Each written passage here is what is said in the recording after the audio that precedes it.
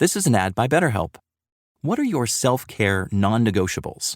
It's hard to make time for the things that keep you healthy. But being consistent with self-care is like working a muscle.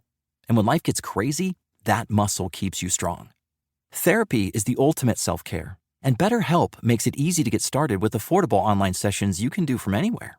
Never skip therapy day with BetterHelp. Visit BetterHelp.com today to get 10% off your first month.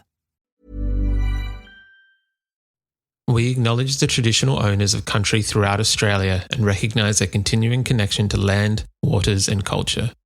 We pay our respects to their elders past, present and emerging. Welcome to This Song Is Yours. We're a music podcast that chats to artists, musicians and creatives on their songwriting craft and upcoming projects. I'm your host Simon Fink and welcome to episode 287. I'm very excited about today's episode as our guests are Sam and Sam from the Paper Kites. They've released one of the most gorgeous records of the year with their brilliant 6th record, At the Roadhouse. I can go on and on about how much I love this record, but before I do, make sure you subscribe to this podcast to stay up to date on all new episodes. If you like, you can also go and follow us across all of our socials.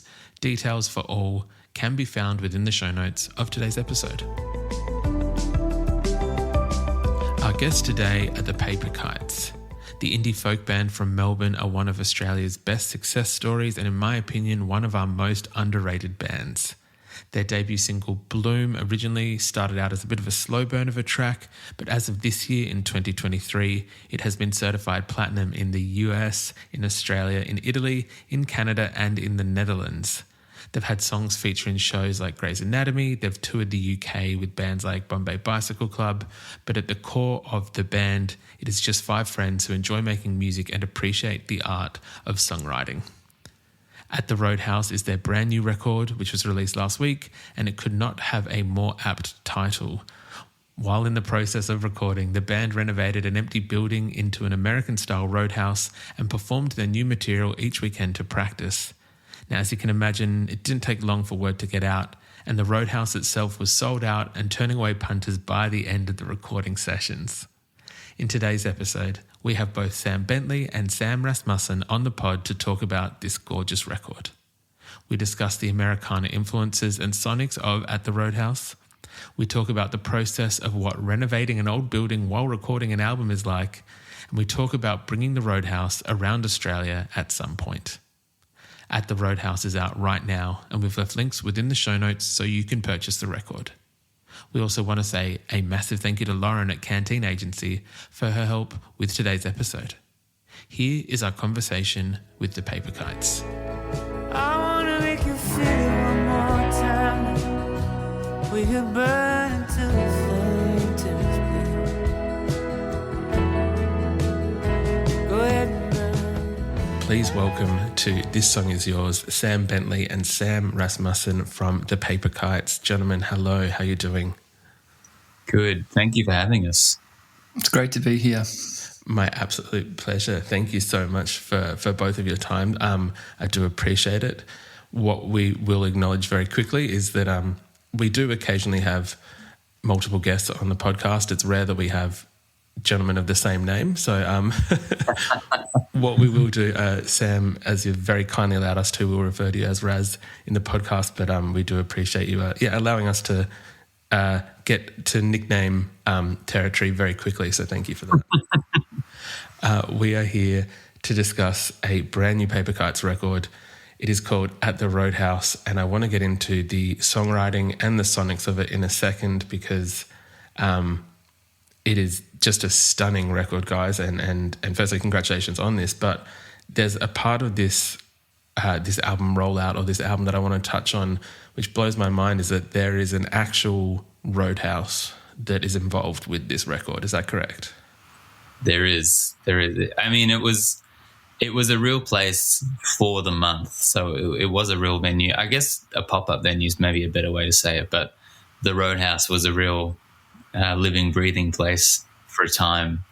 And yeah, that's kind of where everything took place. There was this little space in Campbell's Creek. So if people are listening and aren't sure where that is, it's a small country town just outside of Castlemaine in Victoria. It's maybe like, I think about 2 hours from Melbourne, I'm pretty sure. And yeah, it was just this little space that we'd found there. Whilst looking at a studio up there, actually, a residential studio. And we were getting shown around the property. It's run by a guy called Alex Bennett, so it's his family property. And there was this sort of vacant, rundown Victorian-style building at the front of the property that was not really used for anything. He kind of showed us inside the space, and it was this small but really beautiful and intriguing space that we'd kind of walked into. And we were only visiting really to sort of see the studio, but we had a look at this space and everything kind of started moving in terms of us feeling like this could actually be a space that we could create this venue in and open it to the public whilst we're making this record and just play these songs for people. And yeah, so it wasn't until seeing that building that we realised, I think we could actually do something here and it could be something really exciting. I absolutely love that. I think, firstly, you've already got a full plate, I imagine, songwriting, recording this record, but then putting a pop-up venue on top of that as well, kind of, well, I imagine it helps with the creation of some of these songs. Yeah, I think so. I mean, this is an idea that we had for quite a while in a different form initially, because we had sort of thought it could be great to do a tour of, I'm going to say dive bars. And I know in Australia we don't necessarily have a lot of dive bars. They're more kind of pubs and things like that. When you get into the cities, you will find these little kind of hole-in-the-wall bars. And what I'm referring to here is kind of a mix of all of those great places that, you know, you would have been traveling and all of that kind of stuff. So we had thought it could be great to do a tour of these dive bars and play under the guise of a house band and make a record that way. But, you know, with things like COVID restricting the travel and the places that we could have gone with it, we were kind of stuck back home in Australia for a while, and it just became a bit more apparent that I think we need to do this record here. I think that there are places that we could go that would suit this idea that we'd had. We just couldn't find the right space initially. I remember, Raz, we were kind of talking about doing a tour of Australian pubs, but it didn't feel right, did it? No, it didn't. And we did a lot of research into the different places that we could go, but nothing was really landing, was it? And I think we hadn't even necessarily thought of creating our own space until seeing that building for the first time. And it was pretty bare. It did have somewhat of a bar along one side, but otherwise there wasn't much in there. But that idea all of a sudden came of, what if we just make our own? Get some help, get some props, you know, buy some drinks, whatever, and just create our own. And it just, from there, I think there was no looking back. That just seemed like the obvious choice that had been sitting there all along. Yeah, and I think that came out of just not being able to find the ideal space, and so having a blank canvas in order for us to draw from all of these places that we loved, that we'd been to, and even a chance to bring in things from our own lives to sort of make the space feel more lived in. So we asked a friend of ours, Matilda Woodruff, who's a set designer, to come in and have a look at the space. And it wasn't so much a set. I mean, it was, but we kind of said to her, like, this needs to be a real venue. You know, this is a place that people are going to come, and it needs to be a functioning bar. So, you know, can you help us create it? But it needs to feel lived in, and it needs to feel real, because it is going to be real. So, yeah, I think the weeks that were following that initial conversation, we spent just building the space. Yeah.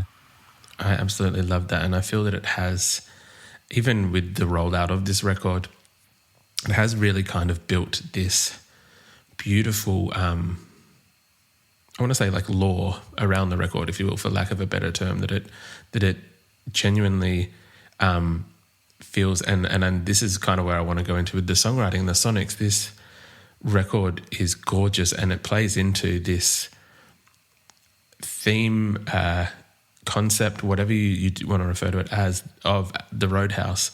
These songs do feel like they are well lived in songs that have been played at the dive bars that you're referring to.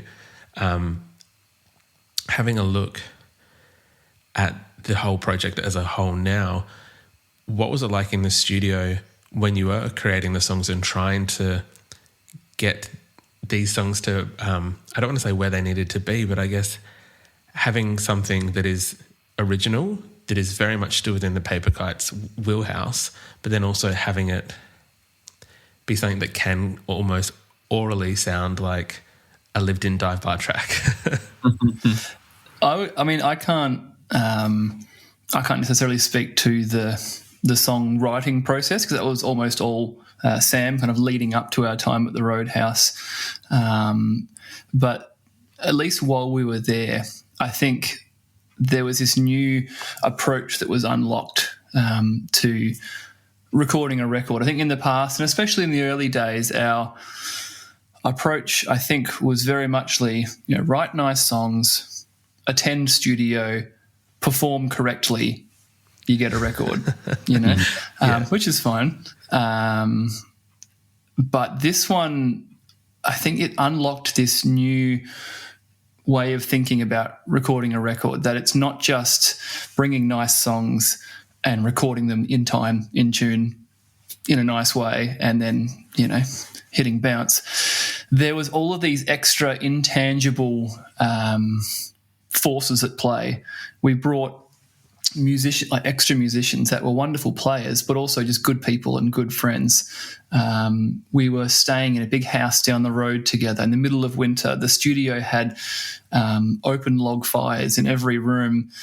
We were dining together. We were jamming outside of the studio. We were doing these shows. We were meeting the locals. And I think when I listen to the record now, I hear all these intangible experiences that were actually feeding into the sonics of the record. It's more than just playing it correctly. There's a magic and there's a connection, and there's heart and there's passion and there's meaning. So I think that was really unlocked for us on this record. As far as, I guess, Sam can speak to more of the creation of the songs leading up and that kind of thing. What are your thoughts, Sam? Well, I completely agree with what you're saying. I hear all of that when I listen back to the record, and it's almost like that feeling when something is so nostalgic and wonderful that it kind of aches because you remember the magic of making it. That's how this whole record feels to me. But in terms of the songwriting, I mean, I knew that I wanted to record this record as a live band. Like, I wanted to not approach it how we had previously, as Raz mentioned, like people kind of playing their parts correctly and separately, which is a very common way of recording. But, to get that sound of a band, you need to play as a band. So in writing the songs, I was trying to firstly use a lot of, I'm going to say like organic instruments. And all I mean by that is things that were perhaps time correct in terms of what I was drawing from influence-wise. So, like you'll hear a lot of things that will remind you of the bands of the 70s and the singer-songwriters of the 60s and 70s. So we were sourcing those kind of instruments and looking at the ways that they recorded and doing the same kind of thing. So it was the band in a room together, everybody playing. And when you record in that way, you really can't, there's no substitute for it. Like, you can try and make a great record by playing your parts individually, and it does have its place for a certain kind of record, but some of those records and even the mistakes on those records are the reason that they sound that way. So we wanted to capture the sound of a band playing in a room together because that's what it was and that's what these shows were. So the instrumentation didn't extend beyond 8 people because I knew that's kind of what we had to work with. And even though I wanted things like pedal steels, which, by the way, is very difficult to find in Australia, there's not a lot of pedal steel players. So we were very lucky to have Matt Dixon come and play with us. But, people like Matt, and we brought in Hannah Cameron, who's a wonderful singer-songwriter. We brought in Chris Panasakis, who plays under Timberwolf, just great singers and people that could add vocally and instrumentally to the music. So we knew that we would have a band of 8 people, and the arrangements were written to be able to be performed within that and not extend beyond that. We weren't looking at sort of lush synthesizer soundscapes like we had done in the past. This had to be a house band. It had to sound like a house band and a group of friends that had been playing together for the longest time. So, we worked hard to rehearse and to get it to that. But really the sound of the record is just, playing those songs at these residency shows and then jumping in a room and recording them. Like it's all the same thing to me. These residencies that were played at the Roadhouse, I guess, firstly, did people recognise that it was the Paper Kites playing? No.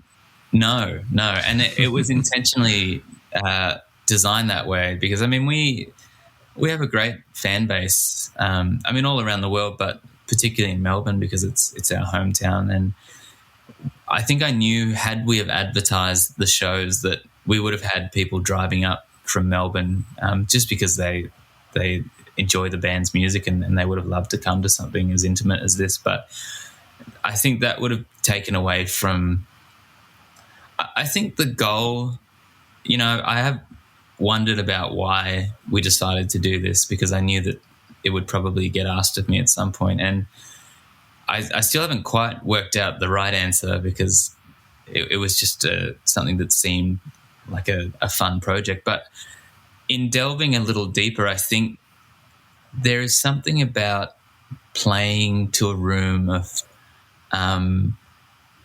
indifference to the band and to the music that really kind of takes me back to how it was when we first began. You really kind of do have to prove yourself, even to yourself musically and as a songwriter, that you can connect with people. And so we were really intentional about making sure it was something that local people could access and it wasn't going to be drowned out with fans of the band, but it was people that just happened to hear about it or were walking by or anyone that sort of lived in the area. And, to the credit of the project, that's how it remained. It was really just word of mouth that got around, and that was the reason that people came by in the first place. They'd heard about it from someone in town, and word definitely got around, and by the end of it we were having to turn people away because we couldn't fit anyone else in. But it was very organic and really beautiful in that way. I love that. I would I guess in terms of previously back many years, but I know some bands that we have spoken to do kind of still do it every now and again, in terms of, I guess, like live feedback or feedback from debuting songs live. Did that approach, playing to these audiences who maybe don't have any concept of what the Paper Kites are, or because there's no,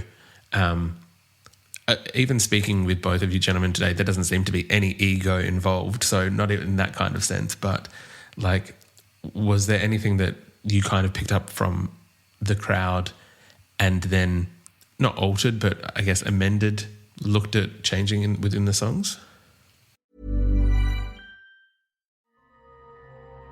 The most powerful designer drugs are the digital ones we use daily.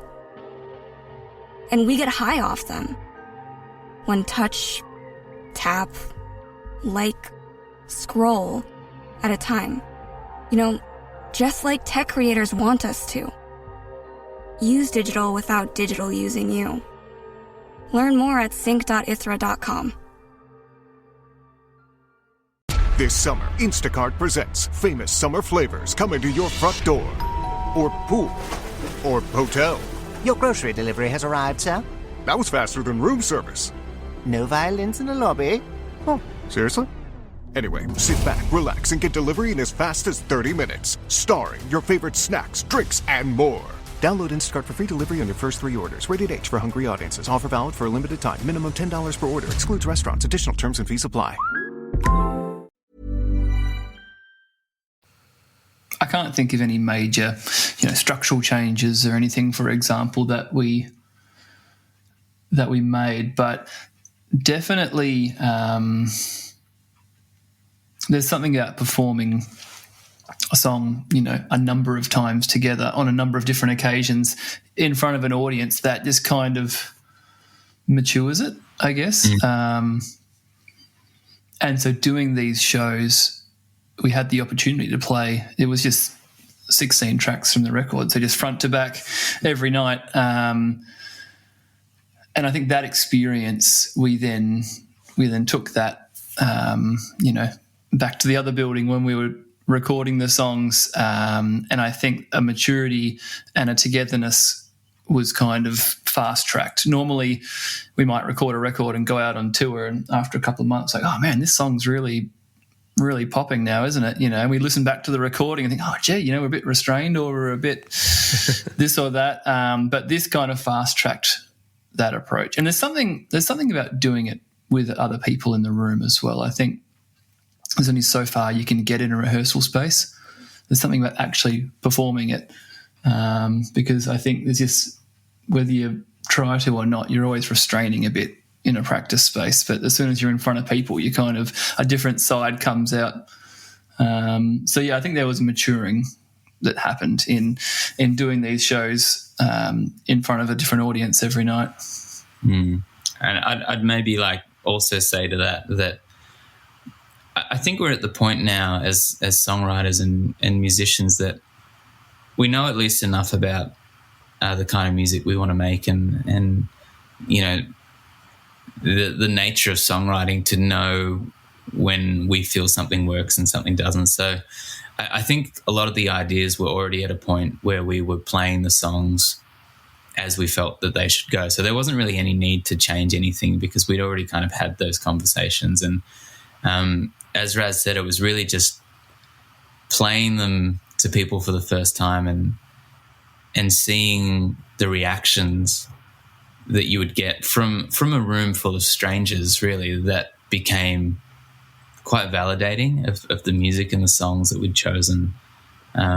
You don't get that normally when you're making a record. You don't get the validation of the song as you're recording it. So it was this, I suppose, this confidence that the band had that what we were doing was sort of working, at least on a small scale. You were able to affect a small room full of people. And there's something that comes with that. I think that it brings an energy and it brings something really special to the songs, because you know that what you're making is at least, impacting a small group of people, and hopefully that reflects on a wider scale. That's at least the hope of making a record, when you have that insight. Of course. Well, I think that it has, and I can recognise I'm only one man in his opinion, but to myself it has kind of come across on the record as this. It is a beautifully worn-in songs while still being fresh. I don't want to be hyperbolic. I'm going to say probably one of my favourite records of the year. I know we've still got a few months left, but I'm confident that it's going to stay up on that on that list. Very, very kind. Thank you. I was wondering if I might be a little bold or selfish and ask about my favourite track on the record.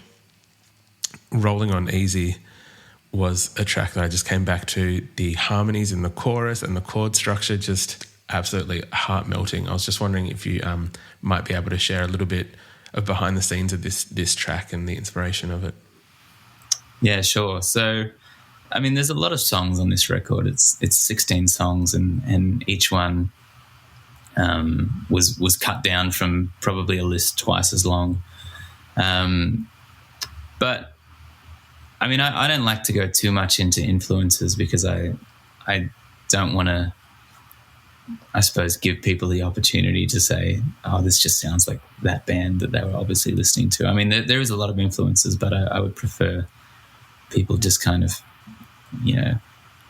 listen to it for what it is. But that song in particular, there's always been, I would say, a love amongst all of us in some way, shape or form for bluegrass music and folk music. I mean, folk music is a more obvious one. We haven't really delved into much sort of traditional bluegrass, but I knew at least one of these songs for a space like this needed to have that kind of sound and that kind of flavour. And I mean, some of the more prestigious bluegrass players, which we are not, I mean, we're very much like, I would feel, dare I say, shy to even pick up a mandolin in a bluegrass picking circle. But, a waltz is a very easy style of song to do. So I think we were just drawing from those sort of old-timey waltz songs, trying to do something like that. But laced through this whole record is a lot of sort of strong character narratives and stories of these people. And this is just another one, a story that had kind of been written and felt like it worked in that sort of waltz frame. And it feels, again, like, I mean, the whole record feels nostalgic to me, but songs like that, even fictitious songs that were just written about a character that seemed to slot into this world, still carry for me a lot of warmth and a lot of familiarity. And it's nice to hear that that's one of your favourite songs, because I mean, we've all got different songs that we resonate with. That song's actually my wife's favourite song, but there are so many different angles to come at it from. And I think putting that song together, I don't know. Do you remember recording it, Raz? I think we maybe took a few takes at it, but I remember it took a little bit to get it. It has some kind of fiddly musical elements to it. It's deceptively tricky with the movement. Yes, you were on the Mando, weren't you, Sam? And I was. And there's some. I kind of had a wry smile. When you mentioned the chord changes, because there's some. It takes a bit to get your head around. It's one of those songs that you hear it and you think, oh, gee, yeah, that makes sense. It's just kind of, it plods along, a little turn around and back into the verses. But then when you actually try and play along correctly, there's a lot of little gotchas because, this bit's different to that bit and the turnaround's different each. So it took us a few swings, and it's those kind of delicate songs. It's hard to get the kind of feel of it. I think anyone can play a thundering rock song. It's just kind of balls out, go your hardest. But when it's this kind of song, I think that if I remember correctly, our first few takes we kept discussing it. No, we need to pull it back further and just really take it easy. But it worked out beautifully. I love that song. I was only just going to add one of the best things, the most memorable things about tracking a band live is any mistake by anyone kind of ruins the whole take. I mean, it can also make the take, but for the most part, any big mistakes, you have to do the whole thing again. So, there were takes where most of it was good, but even that little mandolin solo in the middle, like I just kept messing it up and I just couldn't get it. And I think the only time I did get it was the take we ended up using. I love that, though. That's incredible. One day we'll release a B-side with different versions of the song where you get 3/4 of the way through and then someone just yells and everyone stops and, all right, go again. We can call it Outside the Roadhouse, maybe. Or yes. I like it. I know that I think not this month, but next month you're heading out on tour across the US, which is very, very exciting. And I want to touch on those shows in a second, but I know we've got a cheeky little Blues Fest date for Australia next year. Can we maybe, and we don't have to push for details, but can we maybe expect to see some Australian shows in support of the record? There'll definitely be Australian shows. We have a lot to line up and fit in next year, and we're going to be out for a good chunk of the year, but absolutely guaranteed there'll be Australian shows, hopefully around the winter sometime, but we'll be able to finalise and announce those as soon as we can. It's one of the tricky things, I guess, around navigating like touring internationally, and we're very lucky that we are able to tour internationally. I know that it's becoming more difficult and more expensive to do it, but it's quite a big prospect taking the whole Roadhouse band on the road. But it's something we felt like, we need to do this to kind of show people what was happening at Campbell's Creek. Like we want to bring that experience to people. So yeah, we're going to take it as many places as we can and try and bring the band with us. So yeah, Australia, I mean, this is our home, so it's absolutely going to happen. We're just working out when. Of course, once those details are announced, we'll make sure that we're promoting them on the podcast. Does that mean, when you say you're taking the whole experience on the road, does that mean we can expect some of the lights, maybe the red lights, maybe some of the lampshades that we've seen in the videos? I've actually got them right here in my studio. All of the red fairy lights that are sitting on top of my piano, and the horseshoe there. There's just awesome. A lot of like little things like that that we took from the venue, just because we were so attached to the whole thing, we couldn't bear to like just take it down and get rid of them. So everyone ended up taking things. Like you'll see in the film and in the videos, there's a lot of like portraits and paintings on the wall. Like everyone's taken all the portraits and they're just sitting at home. So we'll have to bring some of them out for the tour. I absolutely love that. That's awesome.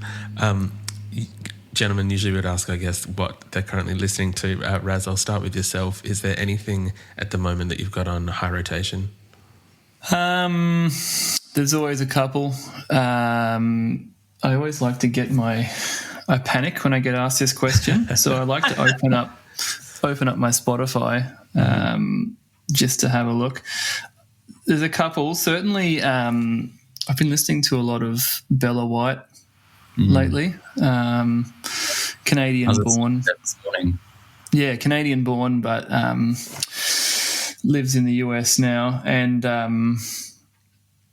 love her songwriting and her voice and her instrumentation. So she would be a big one. The other one, what else have we got here? There was something. This is quite embarrassing. There was something I was listening to yesterday, and it's escaped my mind. But that's right. The new His Golden Messenger record as well is just really, really doing things for me. We played a festival with MC Taylor, who is His Golden Messenger, and we're all such big fans of his music. Like everyone in the band just really holds him to the highest standard. So, to get to sort of play with him and meet him and all of that was really amazing. Some of those Canadian folk festivals are just so amazing. Like they do these things called workshops where they'll put multiple artists together on the one stage and everyone just kind of shares songs and the idea is you try and join in on each other's songs. And we got lumped with, I say lumped, it was like the biggest privilege ever, but we did one with Julia Jacklin and Sierra Farrell.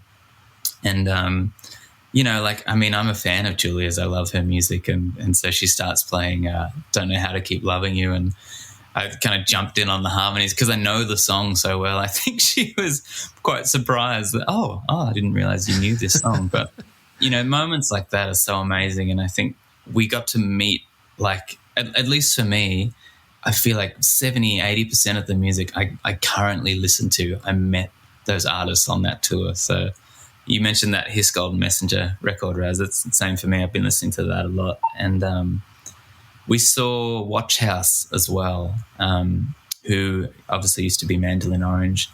And they put out a record maybe last year or the year before, an amazing record. And I've been listening a lot to that as well. Just there's such good music around if you're really diving into the singer-songwriter world, even in Australia. Like there's such good music happening at the moment. Winton, do you know Bridget Winton? Yes. Yeah, she you might have seen her playing with Maple Glider, but she's now got her own record that's just come out, and it is so beautiful. Really, really beautiful music. Just I think we've got a lot to be proud of in this country at the moment. There's some great music. 100%. I think even myself growing up in the early 2000s, and, you know, we'd have a handful of good Australian acts that were coming through across any genre. And I think the really lucky thing now with the internet, with streaming services, with everything, is that we get to see the actual breadth of talent that we do have in this country, because we get sent so much Australian new music, and whether it's singer-songwriter, whether it's pop songwriter, whatever it is, it's just there's so much good music. So absolutely fantastic choices across the board from both of you gentlemen. To agree, the His Golden Messenger record, absolutely fantastic. But again, as I've said, at the Roadhouse, also fantastic record. Congratulations on this brand new record from the Paper Kites. It is out now. We'll have links in the show notes where people can buy it. But Sam and Raz, thank you so much for your time today. Thanks, Simon. Our pleasure.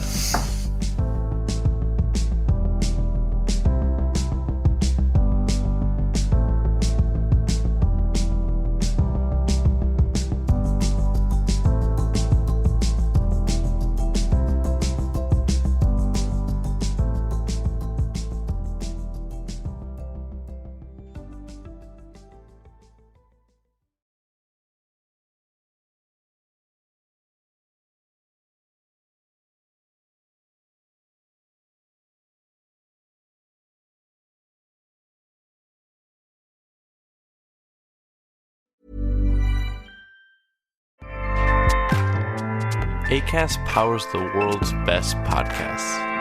Here's a show that we recommend. Hi, I'm Zibby Owens, and I am the host of the award-winning podcast, Moms Don't Have Time to Read Books. I have daily author interview podcasts, over 1,600 of them that I've recorded over the last 5 years. Hear from all your favorite best-selling authors, celebrities, and more, even if you're too busy to read the books. Moms Don't Have Time to Read Books. Again, that's Moms Don't Have Time to Read Books. Listen today. Acast helps creators launch, grow, and monetize their podcasts everywhere. Acast.com.